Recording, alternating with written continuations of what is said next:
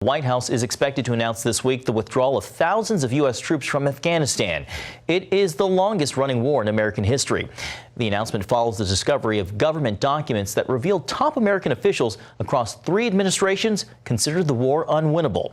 CBN News national security correspondent Eric Phillips has more.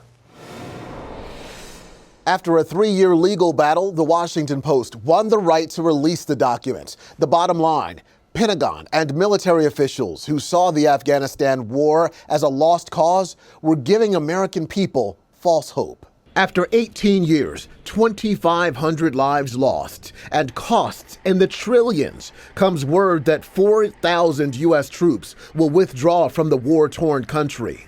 Every time we debate a few thousand troops, we turn it into some huge national security decision, and it really doesn't rank that high in importance, in my opinion. The important debates are between a substantial presence and nothing at all. A sentiment underscored by Defense Secretary Mark Esper to the House Armed Services Committee. We have an important counterterrorism mission in Afghanistan.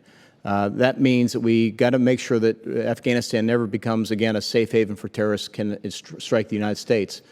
Our commanders, I've spoken with them, General Milley has, feel that we could reduce our force presence there and still be able to conduct that mission. The decision comes after a surprise revelation contained in government documents showing the lack of confidence military leaders shared in the possibility of success in Afghanistan.